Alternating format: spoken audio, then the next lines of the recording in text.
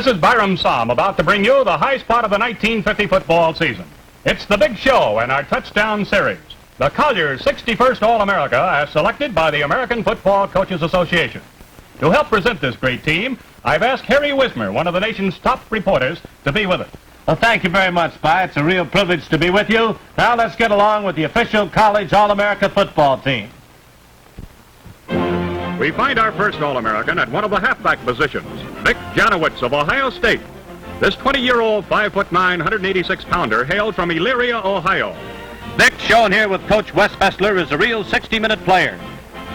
1950 found Janowitz monopolizing sports headlines from coast to coast because of his amazing versatility. He runs, passes, punts, calls signals, kicks off, handles the extra points, and plays safety on defense to perfection.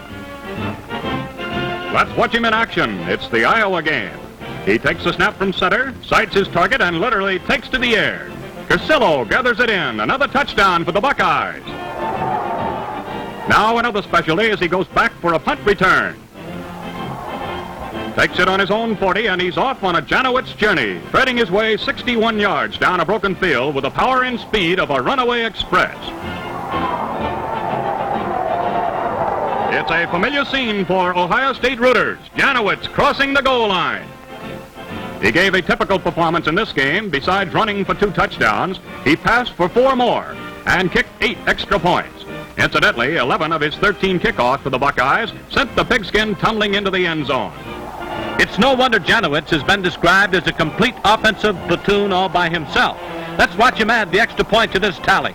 As the teams line up, he goes back in position. He kicks, and his aim is as true as an arrow. Now we're in the Wisconsin game, and we're about to watch a demonstration of a typical All-America characteristic, the ability to fashion an offensive thrust on the split second. He's trying to pass, but the pack of Badgers won't let him get set. Okay, if he can't pass, he'll just switch into high, and when Janowitz gets going, it takes more than one man to bring him to earth.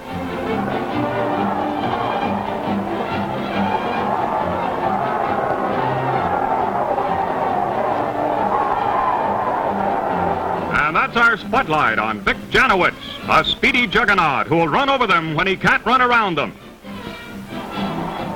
See what I mean?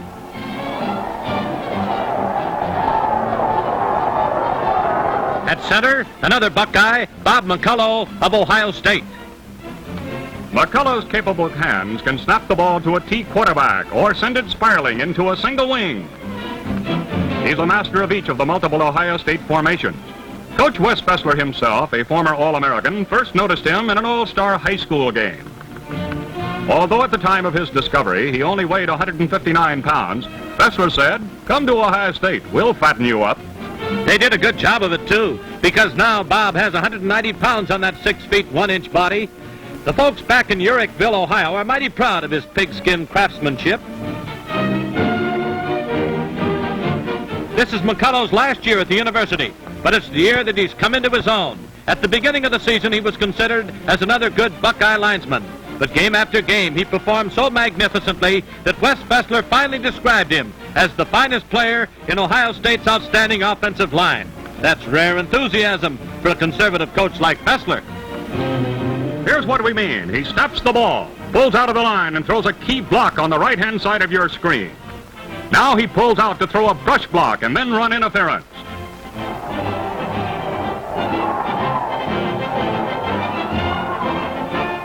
Let's freeze the action. There he is, number 52. Keeping a would-be tackler away from his ball handler. This is the kind of pass protection that made the Buckeyes so effective by the overhead route.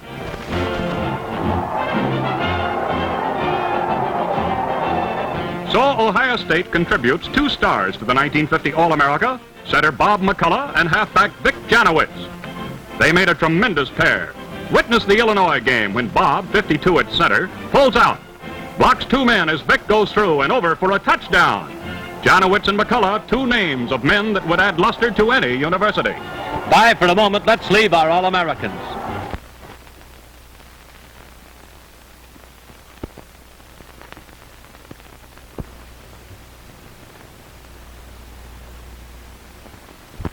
Ted Dapper of Tennessee holds down the guard position. Coming at you, 21 years old, 185 pounds, 5'11". Here at Tennessee, Ted Dapper has earned a reputation as a good student and a fine fellow. He's respected by everyone on the campus, not only for his football prowess, but also for his genuine modesty. His teachers in the business administration course, as well as the students, are outspoken in their admiration for him. Last year, he was selected on 8 all-opponent teams, a performance that's pretty hard to top. He was easily the best lineman in the Southeastern Conference and was recently awarded the Sportsman Trophy as the outstanding athlete in his home city of Norfolk, Virginia. Evidently, his pretty classmate is impressed with that record.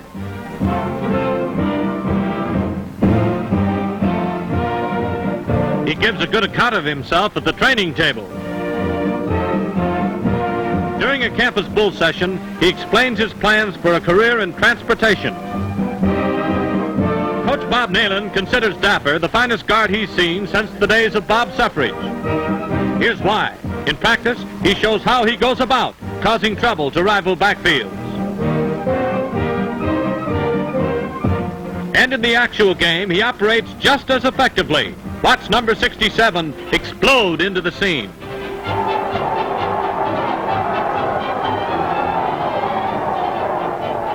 It's a tough job keeping him out of your way when you have the ball. Here's another Dapper breakthrough in the Duke game.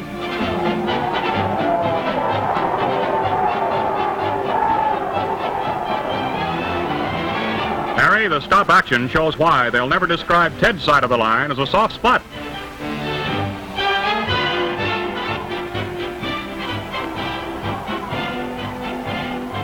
A perfect description by. All right, fans, there's one of your All-America guards, Ted Dapper of Tennessee. Harry, now that we've seen a few of the All-Americans in action, suppose we take just a moment to find out how they're selected. Good idea, Pi, and we can't do better than have the sports editor of Collier's magazine, Mr. Bill Fade, tell us all about it. Harry, each week during the football season, 250 members of the American Football Coaches Association report to Collier's after analyzing the work of the outstanding players in their game movies. On the basis of these reports, Collier's board selects the All-America team. Who makes up the All-American board, Bill? Well, we have an outstanding coach in each section of the country. There's Lynn Waldorf at California, Frank Leahy of Notre Dame, Henry Franca at Tulane, Tuss McLaury of Dartmouth and Lou Little at Columbia, Ray Elliott of Illinois, Dutch Meyer at Texas Christian, Carl Snavely of North Carolina, and Bud Wilkinson of Oklahoma. Well, Bill, that's certainly an All-American board making up our All-American selection. Let's go to West Point from one of our All-America ends, Dan Folberg. Here he is, a great player, continuing a great family tradition. His brother Hank was also an All-America. As Cadet Regimental Group Officer, his place is at the head of the table. In addition, he's captain of the Army team. Folberg weighs 185 pounds, is 6 foot 1 inch tall, and his letters go home to Dallas, Texas. Say, Harry, what does Coach Red Blake say about him?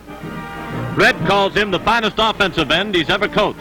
He says that as a blocker, especially on the opposing tackle, Folberg has no equal. As a matter of fact, most experts figure that Dan's blocking make Al Pollard the East's most feared running back. Well, By, that's the way Dan Folberg, one of the finest pass receivers in the country, stacks up. Now, how about seeing him in game action? All right, Harry, it's the Pennsylvania battle. Dan, at the top of your screen, throws a perfect block as his teammate drives through.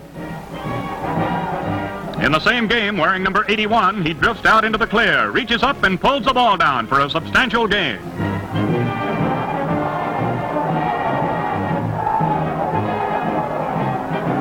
Here's a spectacular play.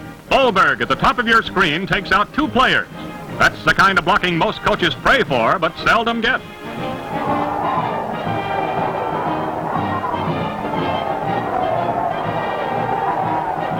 It's Bobby Blake, the coach's son, on the firing line. His target, ever reliable Dan Folberg, of course.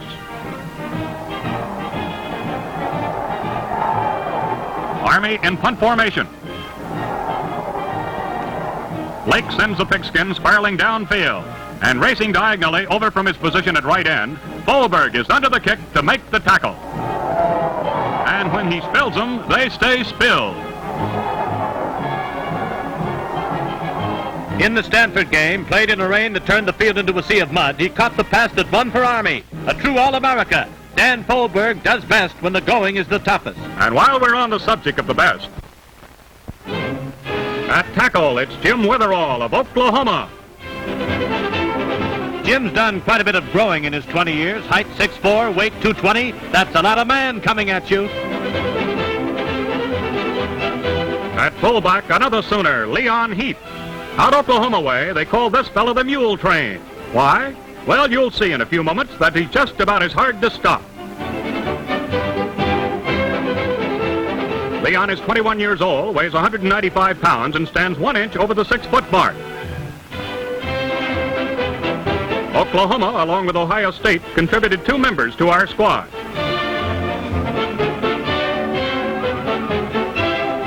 Harry, you're a good friend of Coach Bud Wilkinson. What does he say about Heath and Witherall? He says that Jim on the right there is a strange mixture. Off the field, he's the politest fellow you'd want to meet. But out on the gridiron, he's a raging blocker who just can't be stopped. And for Leon Heath, Bud feels he's the only fullback he's seen who does absolutely everything a great fullback must do. Jim is a junior in the Oklahoma School of Business. Right now, he's studying for his course in Naval ROTC. His quiet attitude conceals a sharp sense of humor. The wrestling coach at Oklahoma still remembers the time when Jim, after grunting and groaning away on the mat, put in a request that they install the 2-platoon system. Now for Jim in action in the game with Texas. Wearing number 71 on the left side of your screen. Watch him slash by 2 blockers to help smear the ball carrier. Witherall at the bottom of the screen. Again, 71 correctly diagnoses the play. He cruises behind the line to stop the drive through center. Texas sends a man back to pass, but they reckon without Witherall. He's in so fast that the passer has to throw the ball away to avoid a long loss. Who's back to kick the extra point? Number 71, of course. It's good. Jim kicks the winning extra point of the Texas game to keep Oklahoma's long winning streak intact. Now for a closer glimpse of Leon Heath and his pretty wife. The eyes of the country were on Heath in the start of this season. He opened 1950 in brilliant fashion. In the Sugar Bowl victory over LSU, he was voted the greatest player on the field after driving 170 yards from scrimmage. That was more than the combined total of all the other backs in the game. Coach Wilkinson claims greatness for Leon because he's a top hand at blocking, backing up the line, bucking, and pass receiving. Those driving legs carry him along at a whirlwind clip.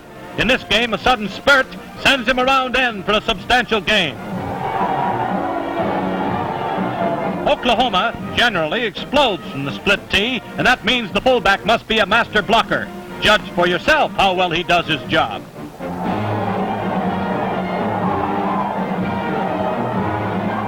But most important, a fullback has to hit that line and make it bend. And that's where Heath got the nickname of Mule Train. Once he gets up a full head of steam, brother, that's it. They say a picture is worth 1,000 words. Well, here's a picture of the Mule Train in action.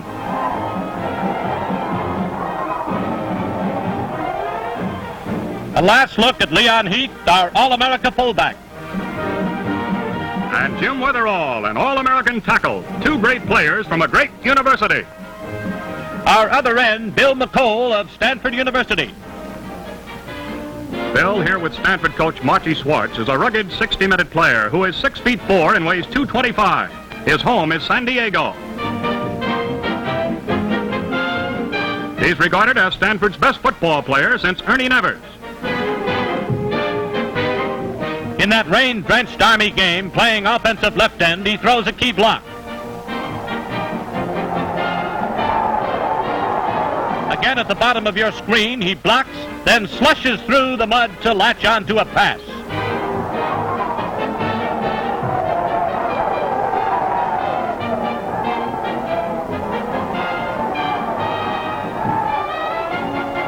But even though covered with mud, you can tell Bill McColl's an All-America.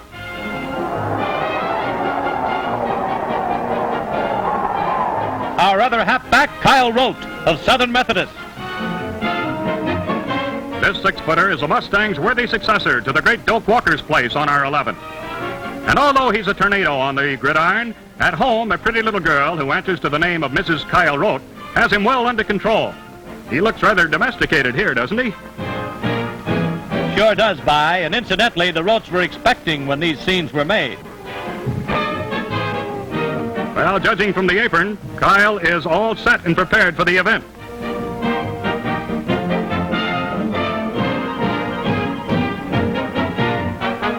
Coach Rusty Russell wasn't surprised to see Kyle make our team. He says that he knew that Rote was an All-American the first day he saw him perform.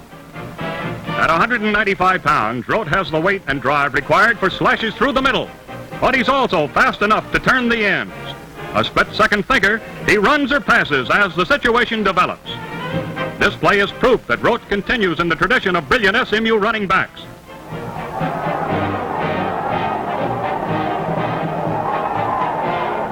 This is what I call real swivel hip action.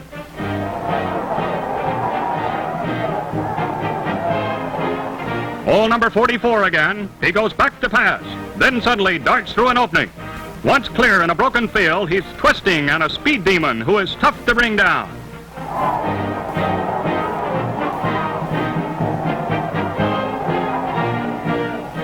He throws as well as he runs. Here he fades back, sights Johnny Champion, and connects. In 1949, Kyle led the Southwest Conference in touchdowns, rushing, and punting, and turned in the best single performance of the year when he sparked the Mustangs to within inches of beating a great Notre Dame 11.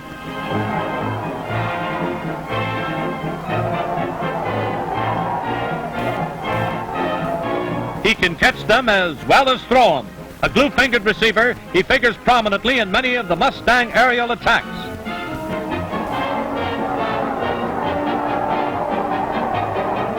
He's most dangerous on those wide-end sweeps because he's got the uncanny ability of accelerating sharply when he sees the opening. Often, the opposition expecting a pass is caught flat-footed. Yes, that's Kyle Rote, an outstanding addition to any All-America 11. We're proud to have him. Fans will be back in just a moment.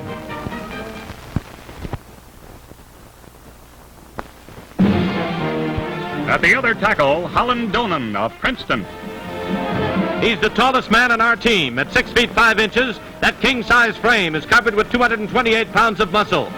His coach, Charlie Caldwell, prizes Holland for his fighting spirit as much as his playing ability.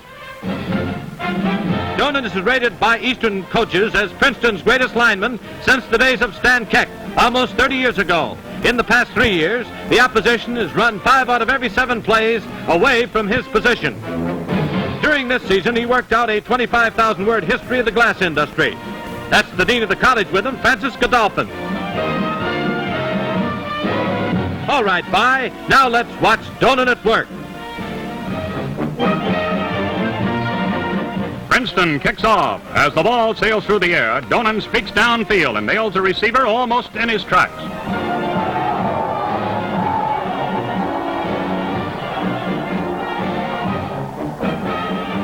Here he is again, the second Tiger from your left.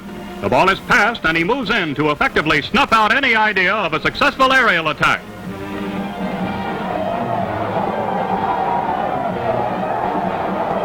Davey tries to run through his side of the line and learns it would have been simpler to dynamite.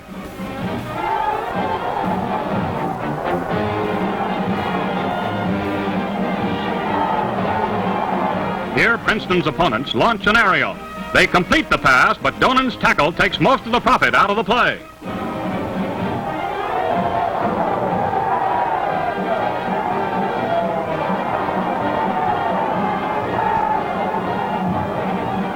Navy kicks. But Donan is just as much in evidence as ever. He takes the ball, puts his head down, and plows up the field. And that's the story of Holland Donan, All-America tackle from Princeton. At our other guard, Bud McFadden of Texas. Run your eyes over the big broth of a man, 6 feet 4 inches, 240 pounds, and one of the roughest, toughest players to come out of the Southwest in many a moon. It's Louis Bud McFadden, who ended the Texas search for a block of stone to put in the line. In Bud's hometown of Byrum, Texas, where muscle is more important than a bankroll, his strength is legendary.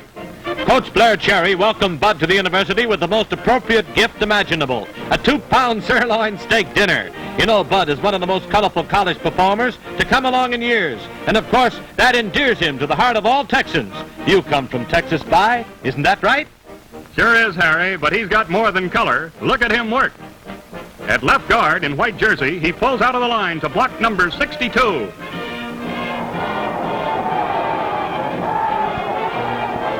Texas with the ball. Bud playing offensive left guard. Pulls out and makes a key block to open the way for the ball carrier. This time, from the same position, he pulls out to lead the interference. His explanation of how he plays defense is quite simple. He says, I just run in there and grab a lot of them. I peel them off, and the one that's got the ball, I keep him. Well, that certainly sounds logical enough. His big interest in life is his guitar, hunting, fishing, and listening to hillbilly music. Usually dresses in blue jeans, boots, 10-gallon hat, a sports shirt, even on the campus. And that's Bud McFadden, capable of holding his own in any company, even in the rarefied atmosphere of the All-America. The 11th member of our team, Vito Perilli of Kentucky at quarterback. A smiling 73-inch bolt of lightning, Vito calls Rochester, Pennsylvania his home. Although he's nicknamed the Babe, he turns in a man-sized job out there on the gridiron. His coach, Paul Bryant, calls him the best collegiate quarterback he's ever seen. Says he's the finest T-formation ball handler playing today, either in collegiate or professional ranks. Is that an overstatement? Well, suppose you're in the opposing backfield. Could you follow the ball? Try it again. He's plenty good, all right. Out of the moleskins, he's a diffident, retiring sort of fellow. This pretty companion is one of his classmates. He has no steady girl.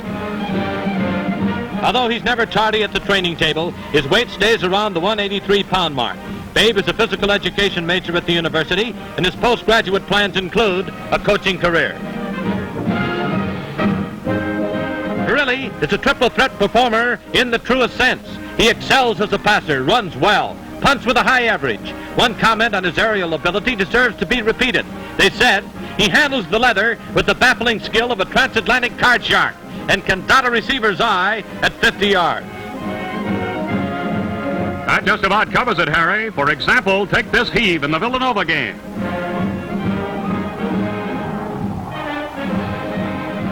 Seems like that all his receivers have to do is to be at the appointed place at the right time. In slow motion, watch his smooth ball handling.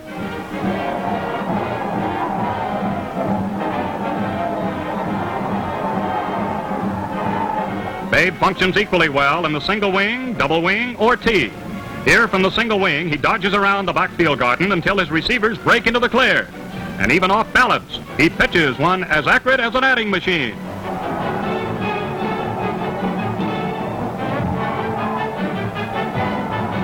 As he races back, he makes the handoff so well that he continues to draw attention from the opposing team.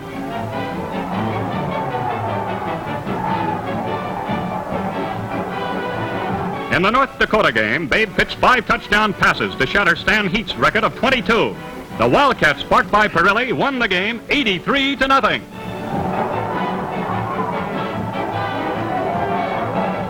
So there's the story on the 1950 Collier's All-America quarterback, Vito Babe Perilli. He and his 10 teammates make up a dream team if there ever was one. Let's run down the 1950 Collier's All-America, Harry.